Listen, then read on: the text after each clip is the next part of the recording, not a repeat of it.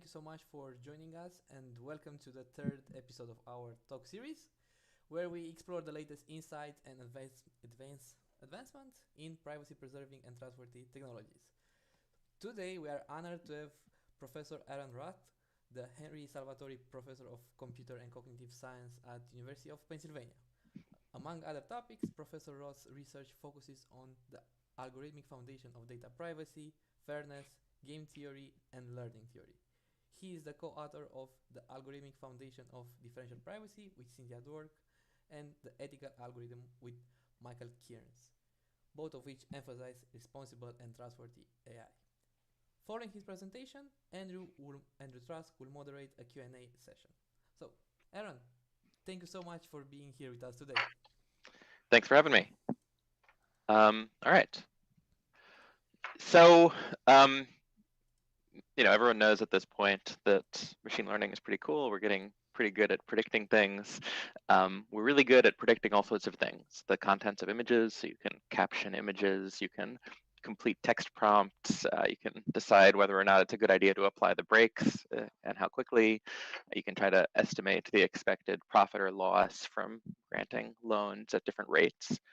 But even in applications where machine learning is pretty good, it's not perfect. And especially if the intention is not just to predict things, but to act on those predictions, to take actions in the real world that might have meaningful impact on people's lives.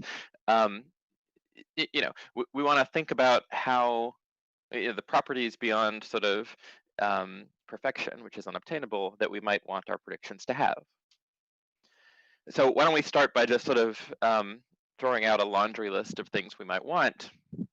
Of course, even though we can't be perfect, we should aspire to be. So we still want, of course, accuracy. We'd like our predictions to be often close to correct.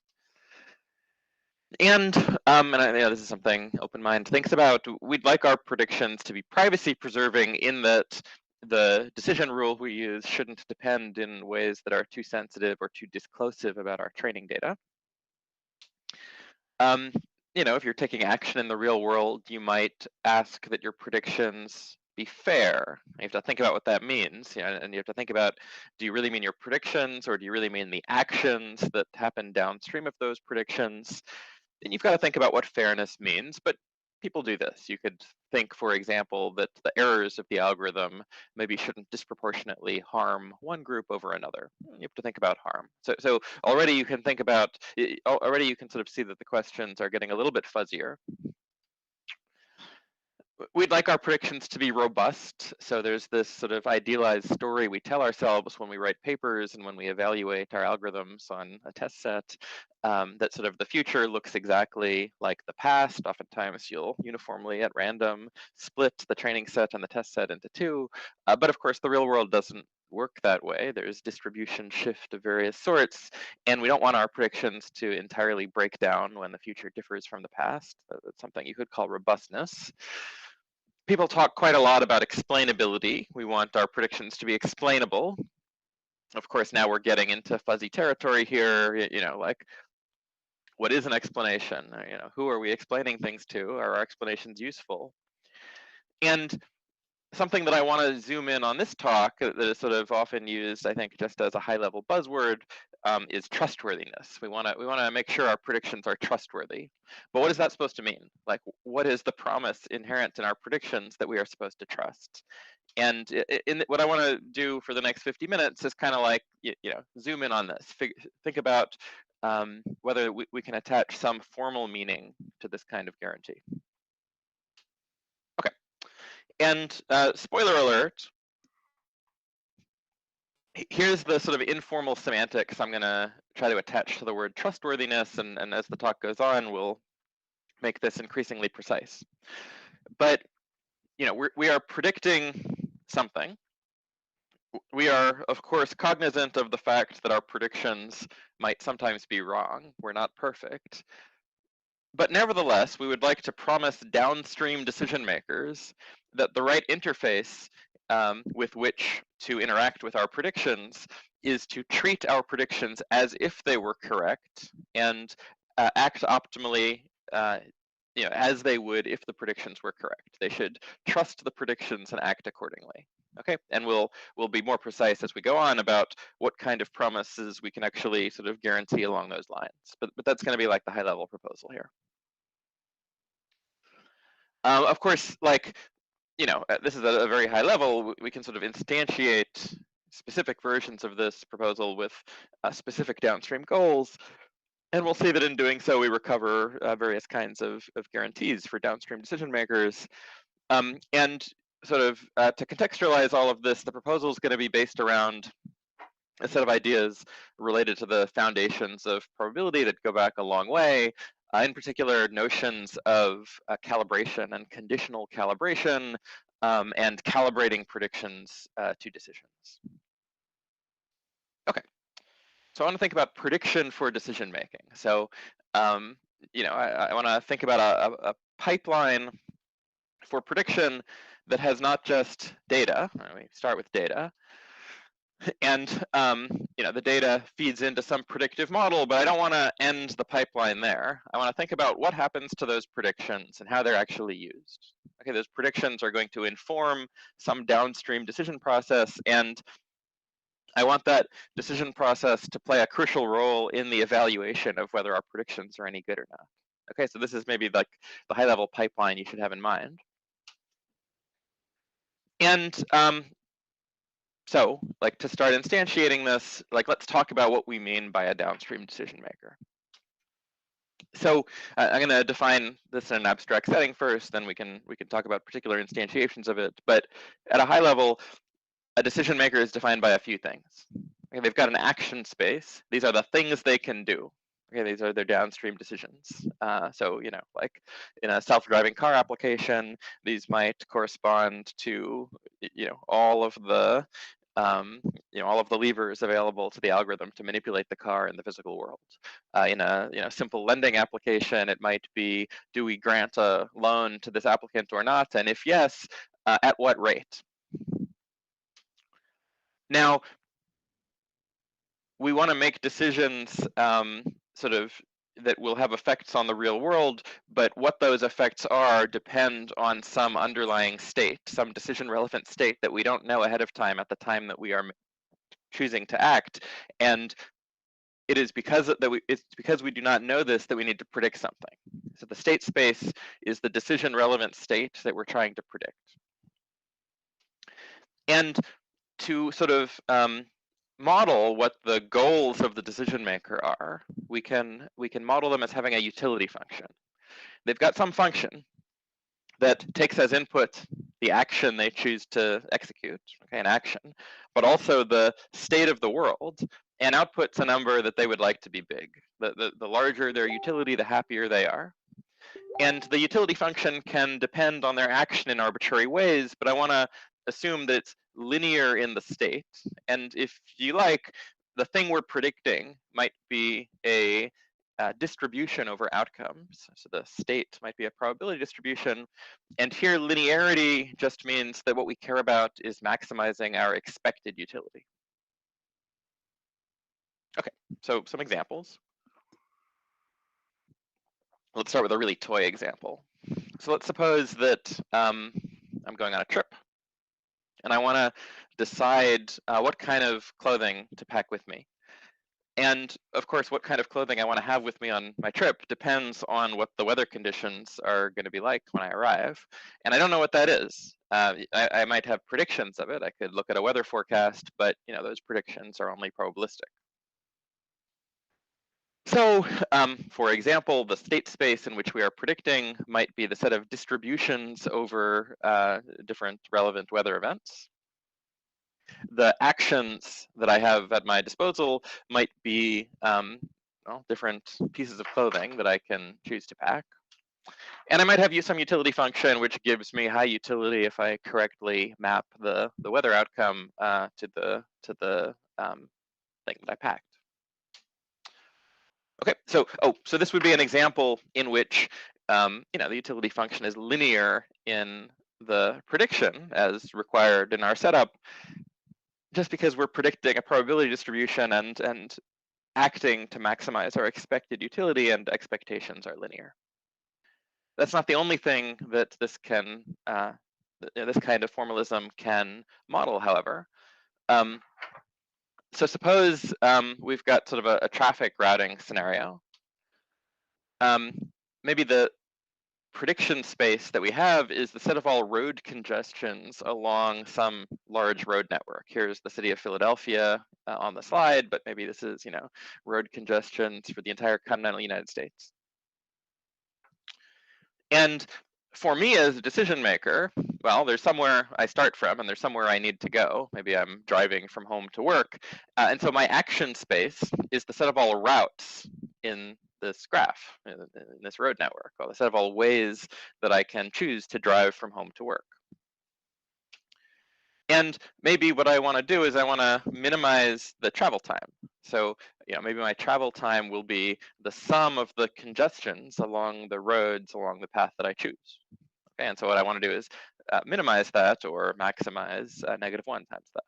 Okay, so this would be another scenario in which the state space and the action space are much more complicated. I'm not predicting probability distributions, but the utility function is nevertheless linear in the thing that I'm predicting. So these examples are just to sort of suggest to you that the model we've written down of a decision maker allows us to encode some interesting problems. Okay, and maybe that's what the decision maker, that's how we're thinking about the decision maker. How are we thinking about the prediction problem? How are we thinking about the machine learning problem? Well, there's a couple of ingredients. So there's a context space X. This is where the features come from. These are the features that are relevant to the prediction task at hand. And then there's the prediction space that we're trying to predict. And this is exactly the same as the payoff relevant state space for the decision maker. So we are trying to predict for the decision maker the thing that if they knew it would be enough to define their optimal action. Okay, so for example, we could be predicting the set of all probability distributions over some collection of states, or the set of all feasible road congestions, as in our examples. And then I want to study sort of a difficult learning setting, but a powerful one, and we're going to be able to get positive results in this setting. So rather than modeling the world as if there is some distribution and points are drawn IID from this distribution. So rather than assuming that the future will look just like the past, I'm going to take sort of a worst case adversarial setting in which examples can show up in arbitrary order without any assumptions. So in a sequence of rounds, the learner will first observe context, the features relevant to the task at hand today. Then the learner must produce predictions of the state that's going to be realized, and only then will they observe what the underlying state is. And this sequence can be arbitrary. There's no assumption here that the context state pairs are drawn from a fixed distribution, for example. Okay. And so, with the framework set up, I want to interrogate how we should think about the quality of predictions using the downstream decision maker as a lens. So if the state that we were trying to predict was already known, the decision maker's task would be extremely easy. Right? Like their utility function depends only on two things: the action they take and the state of the world. If the state was known, then their utility would be entirely dependent on the action that they take, and they could just take the best action given the state of the world. We might call this the best response, their utility maximizing action.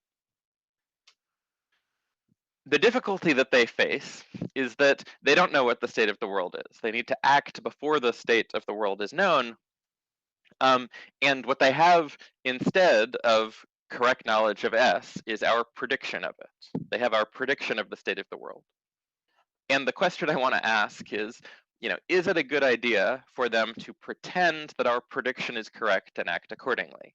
Okay, by which I mean, should they play the action that would maximize their utility if our prediction was correct? Okay, that would be, if the answer to that question was yes, and we'd have to formalize what we meant by a good idea. But if the answer to this question was yes, this would provide a very natural, transparent interface between prediction and decision making, like an entirely separable API, where on the one hand, we could focus on making predictions without worrying about how those predictions interact with the incentives of the decision maker. They could just, we could plug in two modules, one of which makes predictions, the other of which turns those predictions into actions by computing this utility maximization function. Okay, and this is sort of the question, when appropriately formalized, that I want to attach the semantics to: is the prediction trustworthy? Okay, so let me now take a moment to tell you about sort of a classical statistical notion called calibration, which will be sort of closely related to the way we try to answer this question. So if you've heard about calibration at all, it's probably been in the context of binary prediction problems like weather forecasting. Okay, so like maybe you turn on the TV and you hear a weather forecaster say something like, there's a 20% chance of rain tomorrow. So how do you evaluate a prediction like that? If he says there's a 20% chance of rain tomorrow and it rains, was he wrong? Well, we can't say that he was wrong. Things that have a 20% chance of happening sometimes happen.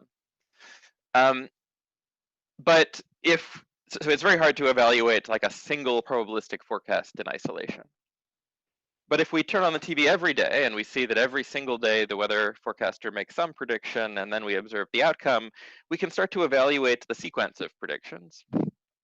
And a calibration test would zoom in on the subset of days for which the weather forecaster predicted a 20% chance of rain and would check whether it actually rained on roughly 20% of those days. Similarly, they should zoom in on the subset of days on which the weather forecaster predicted a 70% chance of rain and verify that it actually rained on 70% of those days. If the weather forecaster was predicting true probabilities, their forecast would be calibrated, but calibration is something that we can test statistically. Now, more generally, we can talk about calibration not just for binary outcomes, but for arbitrary vector valued predictions. And all calibration means is that our predictions S hat should be statistically unbiased, even conditional on the prediction. So it should be that if I look at the average outcome, the average vector valued outcome, given that I predicted S hat, well, it should average out to S hat. On the days when I predicted S hat, the outcome averages to S hat. This is the generalization of the idea that on the days when I predict a 20% chance of rain, it should have rained 20% of the time. I want my predictions to be statistically unbiased, not just overall, but conditional on the value of my prediction. Now, think about this as like a sanity check on forecasts, some kind of self-consistency. So it is possible to make calibrated forecasts that are different than sort of the true probabilities generating some true generative process, under the hood. But true probabilities will be calibrated. So this is like a sanity check. If the forecasts are not calibrated, then something's wrong. If they are calibrated, that doesn't mean they're right. But unlike checking, the correctness of our predictions, which is impossible for various reasons, calibration is a purely statistical quantity. And so the nice thing about calibration is you can check it and you can actually enforce it of your own predictions with sort of modest amounts of data or finite amounts of data and computation. It's a purely statistical quantity.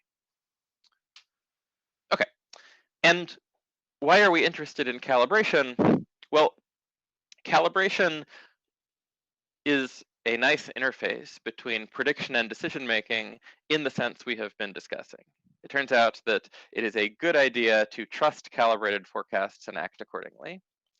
And trying to be a little bit more formal about that, here's what I mean when I say it's a good idea to trust calibrated forecasts and act accordingly.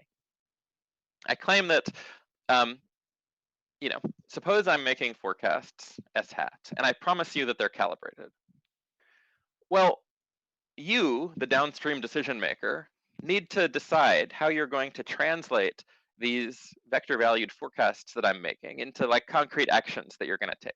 You need to pick some policy mapping my predictions to actions.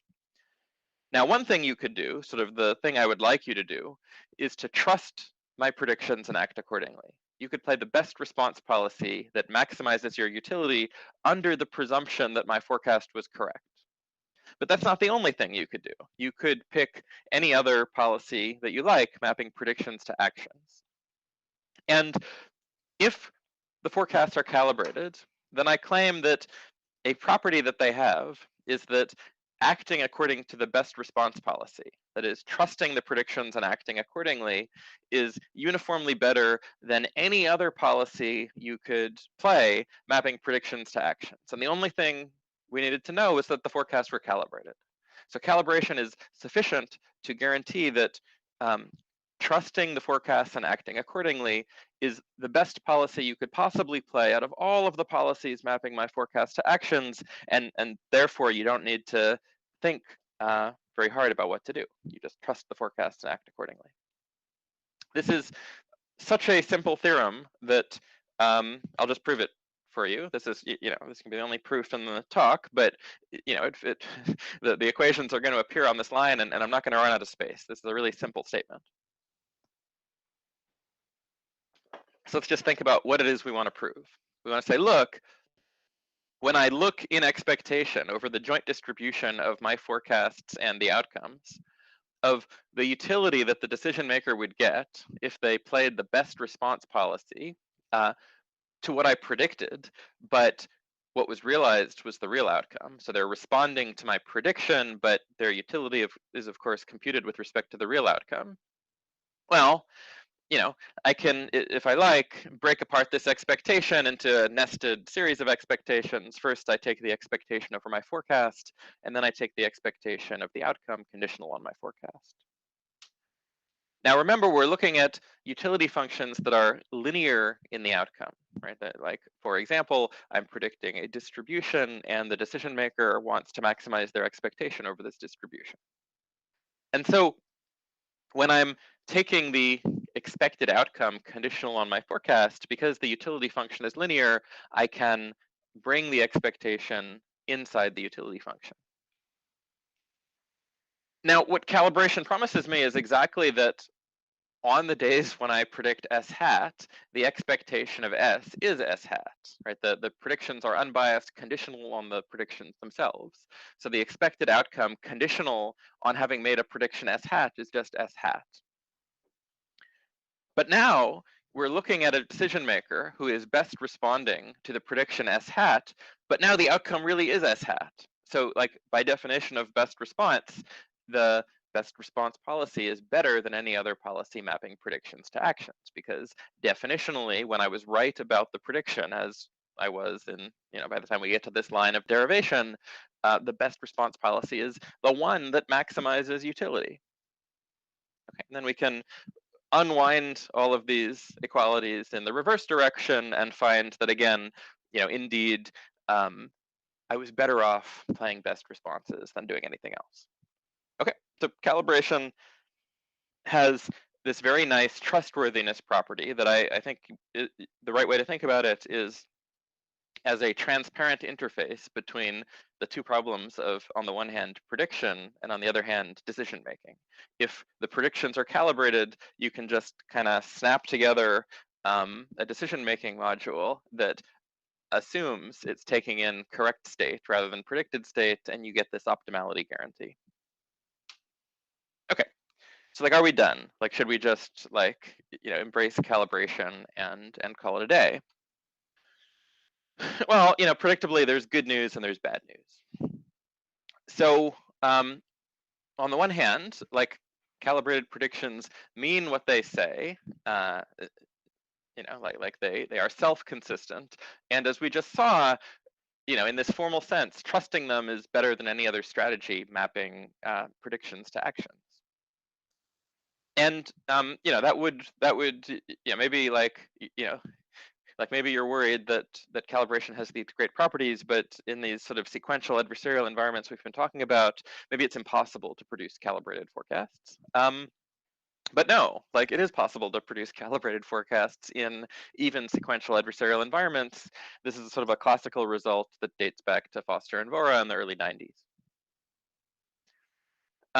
Unfortunately, there's also bad news. So often when people talk about calibration, they're talking about sort of this toy problem where we're just interested in predicting like a single binary outcome, like will it rain or will it not? But in general, when we're predicting a d-dimensional outcome, the number of predictions we might need to make is going to kind of grow exponentially in d.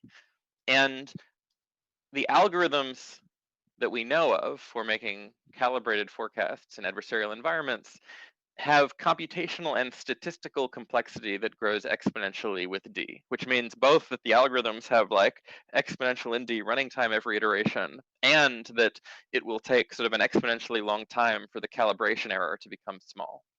And so, like, like qualitatively calibration is great, but quantitatively, except in very low dimensional problems, it's not really it's not really a tool that we have at our disposal. It's only feasible for very low dimensional problems. And so I want to take a step back. I want to think about sort of a family of things we could ask for from our predictions that will include calibration, but will include lots of other things as well, and hopefully some of them will be good enough for what we want and will be computationally tractable. Okay, so I want to talk generally about making predictions that are statistically unbiased, subject to some collection of events. Okay, so what's an event? Let's say that an event is an arbitrary function that maps, for example, the features available to us and the prediction that we make to just a 0 or a 1. The event happens or it doesn't. And the kind of thing I want to think about doing is making predictions that are statistically unbiased, subject to these events. Okay, so I want to say, look, I want that when I average out my predictions over all of the rounds, and when I compare them to the average of the outcomes over all of the rounds, those two things, the average of the predictions and the average of the outcomes, they should equal roughly the same thing. They should be statistically unbiased. And that this should be true not just on average over the whole sequence, but also conditional on each of these events.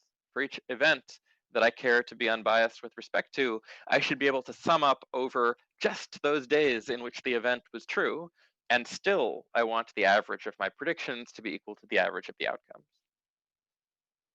So calibration is like a special case of this. Calibration asks that my predictions be unbiased, conditional on the value of my predictions themselves.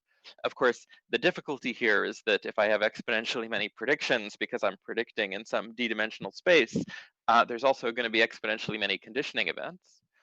But like I could ask for weaker guarantees that condition on just some small subset of these events, and I might hope that if I'm able to do that, then maybe it's still useful for something, and yeah, maybe it's a lot easier computationally or statistically.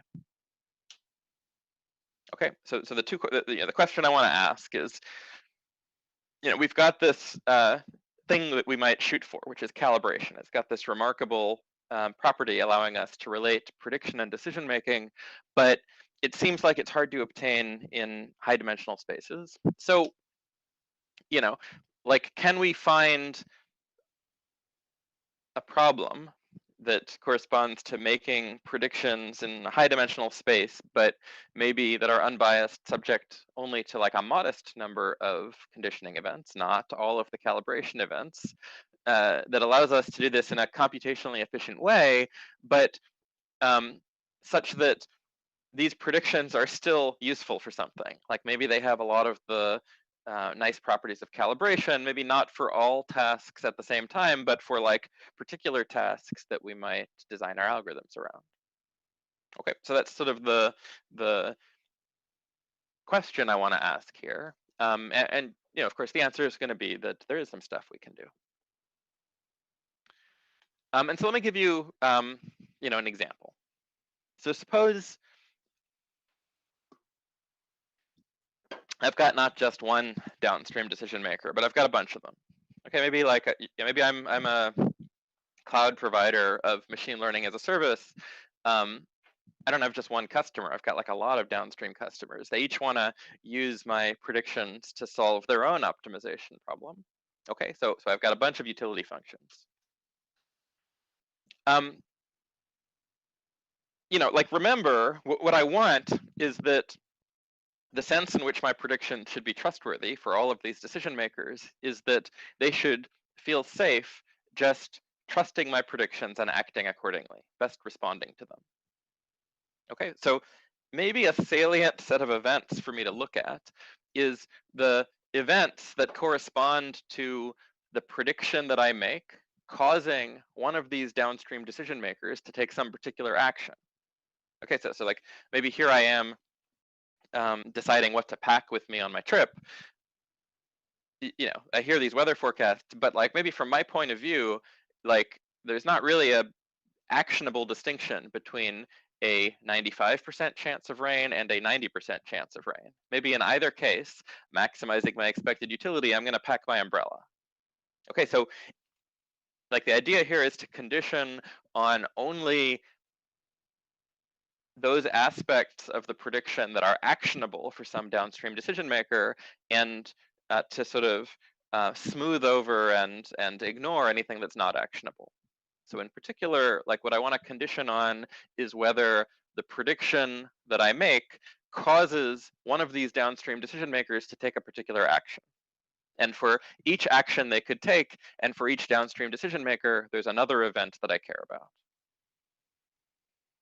Okay, so maybe what I want to do is I want to produce a sequence of forecasts such that if I zoom in on any subsequence for which one of the decision makers takes some constant action, I zoom in on all of the predictions for which one of the decision makers chooses to pack their umbrella, for example. On that subsequence, the forecast should be unbiased. And it might be, for example, that their decision rule is to pack an umbrella if the chance of rain is above 50% or something. And so there's all of these different predictions I could have made that calibration would be sort of wringing its hands about distinguishing between, but this decision rule is sort of collapsing them all down into just a really simple check of whether the probability of rain was greater than 50% or not. And so suppose I can produce forecasts that have that property. They're unbiased, subject to the best response function of each of these decision makers. Then here's what I can promise.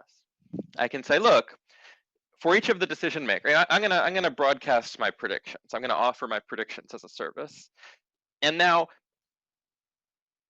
for each of the decision makers, I say you should go ahead and you should just act straightforwardly. You should trust my predictions and act accordingly. Each of you should choose the action that maximizes your own utility function as if my prediction was correct. And if they do that, what I can promise them is that they will have no what's called swap regret. That is, if they just play the best response action, then no matter what happens, if in hindsight they look back and wonder, would I have done better had I played some other mapping from suggested action to action, right? Like I'm saying, all right, I'm implicitly suggesting to you with my predictions that you should play the best response action. But they could have done something else. They could have played some other strategy that mapped my suggestions to other actions they could have played in possibly a clever way. And what I can promise to all of these decision makers simultaneously is that they wouldn't have done better had they done that. Okay, acting straightforwardly and playing the best response action is doing better in terms of their own utility function than any other policy they could have played, mapping suggested actions to actions. Okay, so a strong trustworthiness guarantee simultaneously to all of these decision makers. Now, we can do the same kinds of things in these more complicated settings. So remember we talked about this example of predicting sort of the traffic congestion along roads in a network, where maybe there are different agents who are all consuming this single set of predictions and are trying to figure out how to drive to wherever they're going. Each agent might start at a different point in a network and have a different destination.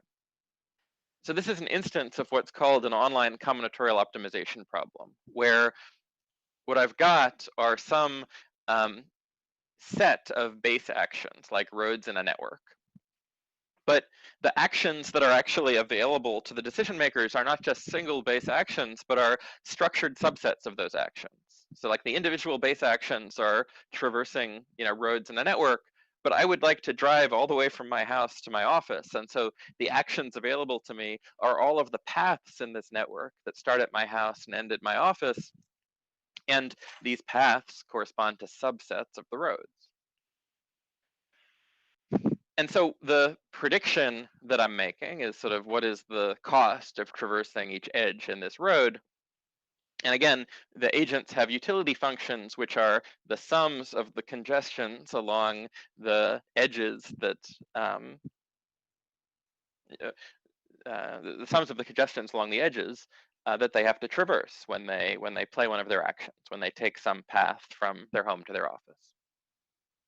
Okay, so this is a complicated interaction in which there are really a lot of actions. If I've got a graph with d edges, there could be up to 2 to the d paths in the graph. Okay, so like there could be an exponential number of actions, but it's got some nice structure. Like we don't have to independently predict the payoff for each of your 2 to the d actions. We can predict congestion along this road network, and you can derive from that the prediction of different, the congestion of different paths through the graph. And so here's what we can do in that setting. Again, like with an efficient algorithm, we can make forecasts that are just forecasting, traffic along each edge. Okay, and we can suggest to all downstream decision makers who each have different utility functions and different action spaces. Maybe they each have their own starting point and their own ending point, for example, that if they just best respond, if they just play what appears to be the fastest route according to our predicted congestions, then simultaneously for all of them, they will have no regret, meaning they will do as well as the best fixed path in hindsight, no matter what happens. Not just marginally, not just on average over the sequence, but conditional on any polynomial collection of conditioning events that we think might be relevant. So we can promise this simultaneously on rainy days and Mondays and national holidays, on days when the suggested route involves taking I-76, on days when the route takes surface roads right after a Phillies game, or on anything else, despite the fact that these are not mutually exclusive events. Okay, let me give you one more application of sort of what you can do if you can make predictions that are unbiased in this way, subject to sort of modest collection of events, and then I'll tell you just a little bit about how you actually go about making these predictions. And so this is sort of a different application related to uncertainty quantification. So, when we are making predictions about something important, but there is uncertainty. Maybe we are, some predictive system inside a self-driving car, and we've got all of these sensors, but like maybe it's rainy, maybe there's some occlusion, like there can be noise and sort of difficulty with the environment that might make our predictions a little bit less reliable. One way to try to communicate that uncertainty to some decision-making system is by producing a prediction set rather than a point prediction. So the idea is I want to predict a set of labels that is small, like hopefully it just contains one label, but with the guarantee that I'm confident that the true label falls within the set. So say I'm trying to figure out what's the what's the critter in front of the camera. If I'm quite confident that it's a fox squirrel, I could produce a singleton prediction set that just says fox squirrel. On the other hand, if there's some occlusion, if for whatever reason I'm uncertain, rather than just predicting a point prediction of marmot, which would be wrong, it would be better if I could produce a prediction set, a collection of labels that still contained fox squirrel. Okay, and for a particular decision-making task, the type of critter might not matter, right? It might just be enough to learn there's something in front of the car and you want to apply the brakes. And so the idea here is to try to produce a prediction set that contains the true label, say 90% of the time, while trying to minimize the size of the prediction set. And this is an idea that's sort of central to the area of conformal prediction, if you've heard of that.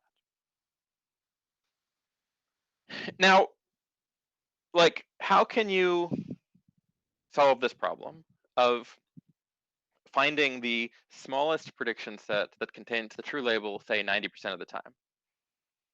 Okay. So suppose we had at our disposal like real probabilities. Okay, suppose you could somehow tell me that there was an underlying generative process that was going to, cause the object in the image to be a stop sign 85% of the time, and a yield sign 5% of the time, and a bicycle, 0.2% of the time, so on and so forth.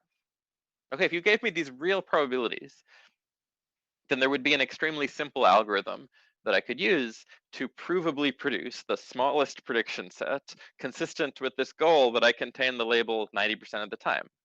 I would just sort the labels from highest probability to lowest probability, and I would start stuffing the labels in my prediction set in this sorted order until I had 90% of the probability mass inside my prediction set. And this would be the smallest prediction set that has 90% coverage.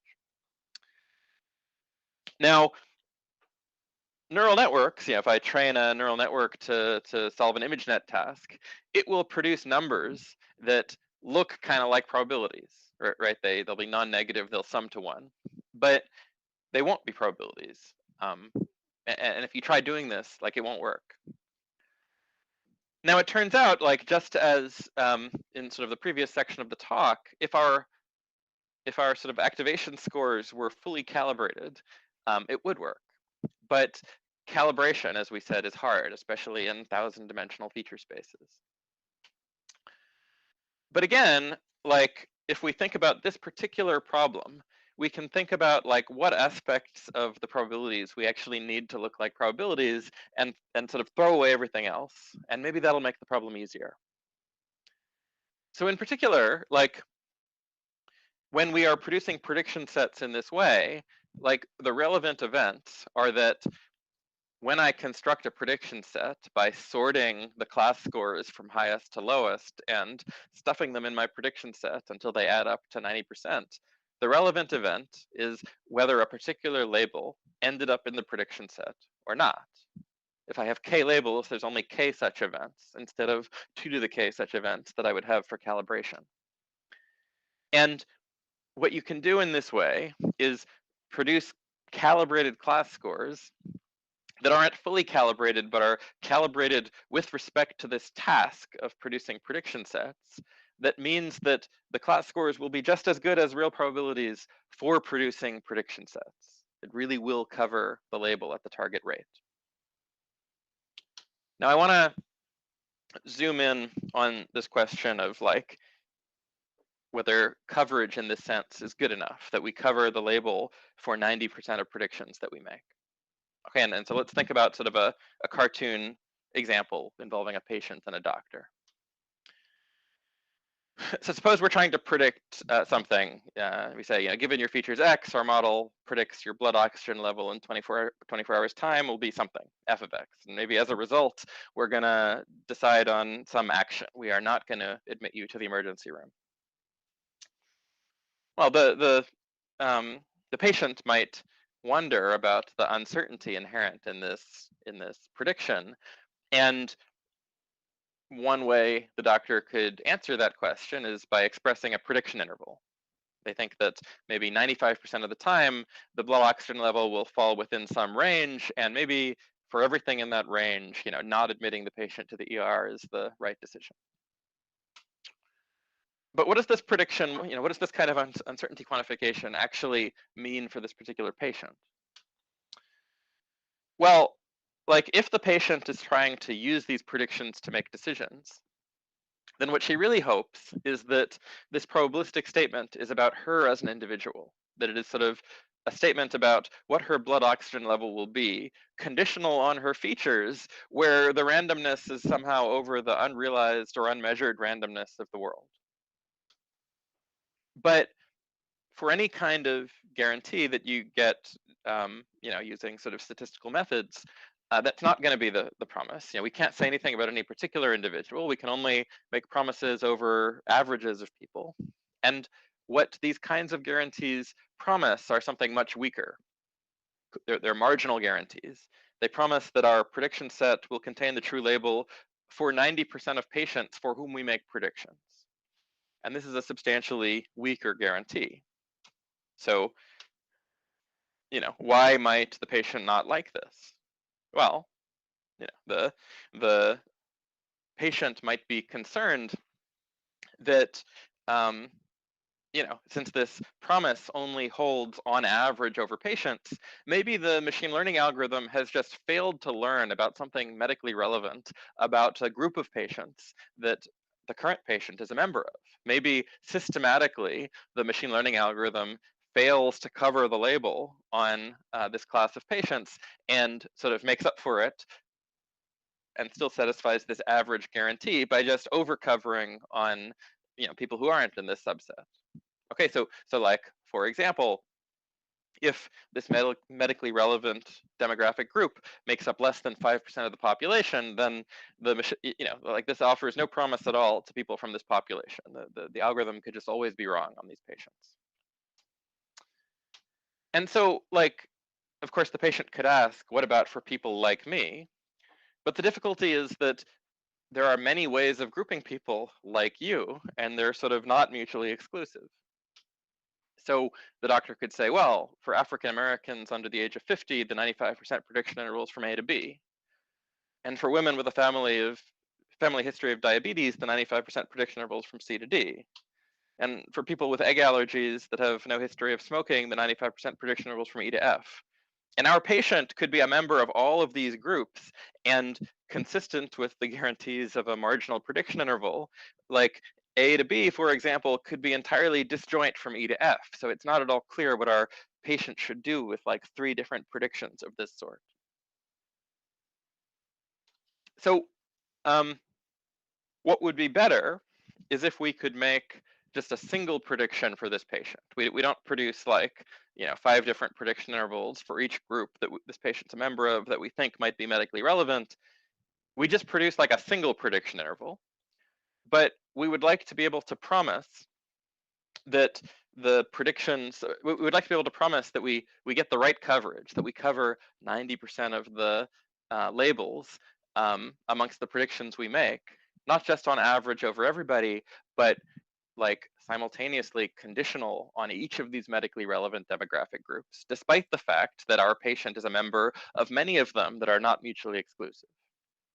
And this is the kind of thing you can do with the technology that I'm talking about, because already we're asking that our predictions just be unbiased, subject to various conditioning events. And so it's very easy to sort of layer in information about the groups into the conditioning events. So without saying too much more about it, you can offer these kinds of coverage guarantees, not just on average over the whole population, but conditional on membership in any groups that you like. Okay. So let me wrap up. So there's time for some discussion. I'll just say really quickly that this is not all fantasy. Everything we've been talking about has been predicated on the ability to make predictions that are unbiased, subject to various conditioning events. And it turns out that's something you can actually do. We have an algorithm that can do this. You need to specify to the algorithm up front what conditioning events you are interested in. Those conditioning events can be anything that can be evaluated at the time that we are making the prediction. So they can depend on the past.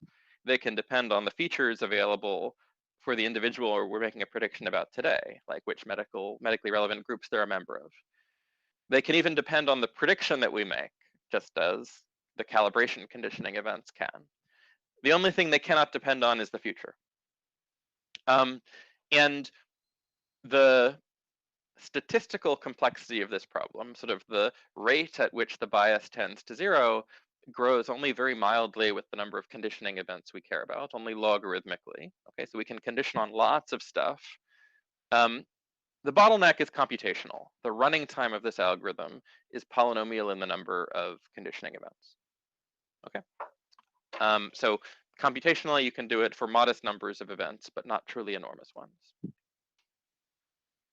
Okay, so just to wrap up, we've seen that calibration has this like incredibly strong semantics for trustworthiness. And you can think about this also as an interface between prediction and decision making. Trusting predictions and acting accordingly is guaranteed to be optimal amongst all policies mapping predictions to actions. Unfortunately, calibration is hard to achieve in high dimensional spaces, but we can do this thing that is sort of a weaker generalization of it. We can make high dimensional predictions that are unbiased subject to modest numbers of conditioning events. And for particular downstream applications, that's often enough to give strong guarantees. And so we've seen that we can forecast some decision relevant state to give no swap regret guarantees to large numbers of downstream decision makers. In fact, you can generalize that to all downstream decision makers, and this assumption that they have linear utility functions, that wasn't really necessary either. You can generalize it to nonlinear utility functions. You can do this in large action space settings, like these sort of driving to work kinds of settings. You can use these kinds of techniques to do uncertainty quantification, to produce prediction sets. These things are also useful for managing incentives. There's something in economics called a principal agent problem, and traditional solutions for this kind of problem. This is sort of, you're writing a contract for an investment manager, and your incentives are different than the investment manager's. You'd like to maximize your own returns minus your fees. The investment manager would like to maximize their fees minus the effort they put in. There are traditional solutions to this that sort of assume access to like real probabilities. It turns out you can solve many of these things with these tractable calibration variants. It's useful to think about sort of human-machine interaction. If you have a medical assistant and a human doctor that each have different strengths and weaknesses, you want them to be able to converse in some way to come to agreement on sort of more accurate treatments. That's the kind of thing you can think about with this kind of technology, and maybe lots more stuff. So with that, let me wrap up and say, if anyone's interested in learning more about this stuff, I've taught a couple of courses that you can find at these websites, uncertaintyclass.com and mlgametheory.com. And for both of them, I have both a full collection of YouTube lecture videos and hundreds of pages of course notes. So thanks. Thanks so much, Aaron. Very insightful presentation. Really loved it. And I hope all the audience did too. I mean, I'm sure they did. No need for calibration. So now we will jump into questions. So Andrew, would you like to lead this part? Yeah, I'd love to. Aaron, thank you so much. Really, really exciting concepts. In particular, that is by far the most concrete definition and proposal and collection of ideas around what like trustworthiness in machine learning systems might be. It's really it's really exciting to see. It's because it's such a fluffy word that's sort of everywhere. Everyone wants it, but no one quite knows what it is. It's usually just a term you use to raise money, but exactly. It could mean something. If we make that concrete, that might cause people to have various reactions to it. But, man, this is fantastic. So, if you want me asking, kind of my first question, if you could zoom out for me just for a moment, because I think the people who are talking about trustworthy machine learning a lot operate at this like very high level, which is kind of like, how do we achieve trustworthy ML and like general purpose for everyday consumers and all this kind of stuff. And they think about privacy in a similar way too. And there's kind of this like big leap between like, for example, differential privacy guarantees and like a society that like manages privacy budgets well and like has like these good end-to-end things. And I imagine there's kind of some other leap when I hear your description from kind of like these concrete, specific definitions of trustworthiness, and calibration in the presence of specific utility functions and all this kind of stuff. And then like the great leap of what, say, policymakers might want to see happening in their society to have trustworthy ML or make high level statements, all that kind of stuff. I don't expect you to solve all that, but I was wondering could you just like kind of characterize what you see in that gap, like what in the Sure. big cavern between the low level math and like society being fundamentally different. What are like the big blobby problems that are kind of around and in your head? Yeah, good. And I think you're like exactly right. So like the kind of work I'm talking about is sort of, like the early differential privacy work where everything is self-encapsulated in the model proposed in the paper, and it's ignoring a lot of these sort of messier issues. And those are, of course, things we've had to deal with as differential privacies become a deployed technology.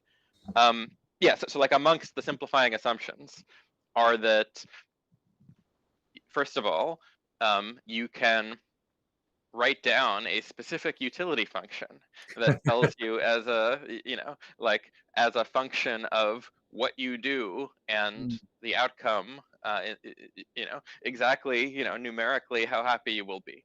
And of course, like if I asked you, if you were going to go implement one of these things, like the first thing you'd have to like encounter is like, what is this utility function?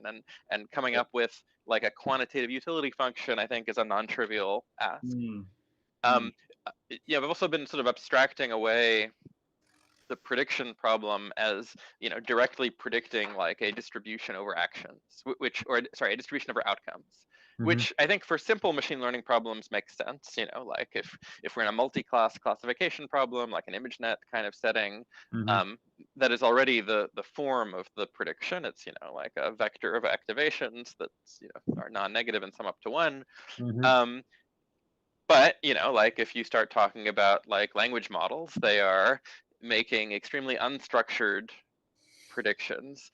And like, again, like once you come up with this utility function, like it needs to take as input, like, the prediction. It is like trusting the prediction and acting accordingly needs to make sense. And that does make sense if you have a utility function over some discrete outcomes, and I'm predicting a distribution over those outcomes. But what if what I'm producing is like, paragraphs of text, that's the output of a ChatGPT query, much less clear.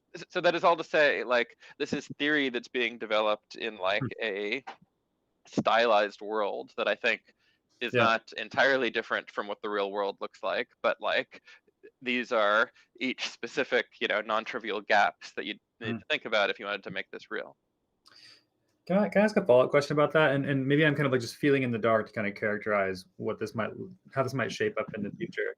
And I'm using differential privacy as an analogy because it helps me because of some of the symmetries. But if